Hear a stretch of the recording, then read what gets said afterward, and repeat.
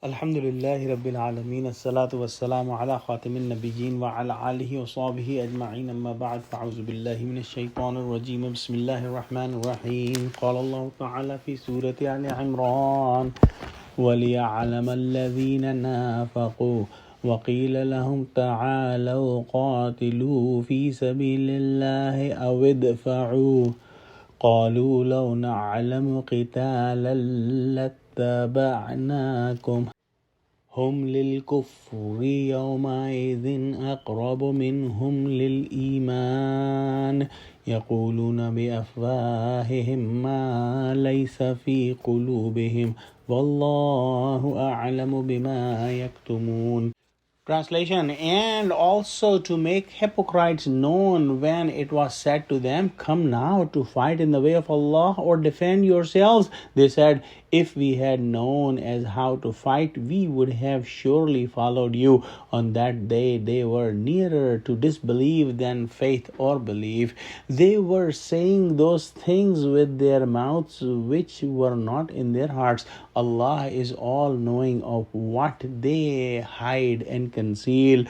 As we are studying these ayahs about the battle of Uhud, we saw in the previous ayah Allah subhanahu wa ta'ala told us that Allah willed that Muslims are defeated because the Muslims did not follow the commandments of Prophet Muhammad sallallahu alaihi wasallam, and that defeat happened with the permission of Allah, and Allah made clear who were the believers. The believers remained steadfast during that battle. In today's ayah, Allah subhanahu wa ta'ala is saying that in this battle Allah also made it clear to everyone that who were the hypocrites.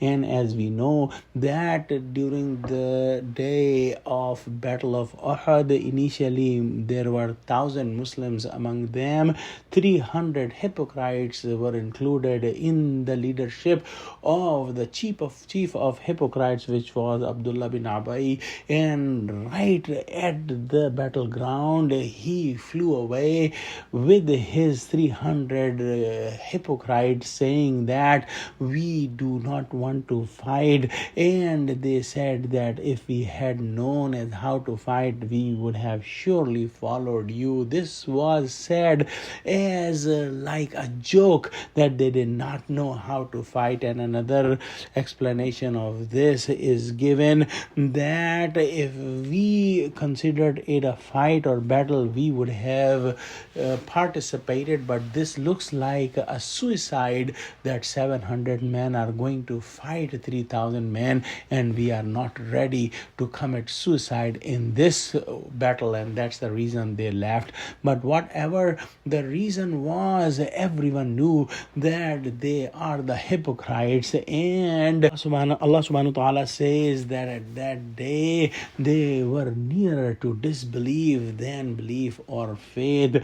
It also tells us a fine point that a human's heart's condition keeps changing. He may get near to disbelief one day, and he may get nearer to the faith or iman one day. So the condition of the heart is not constant, it keeps changing.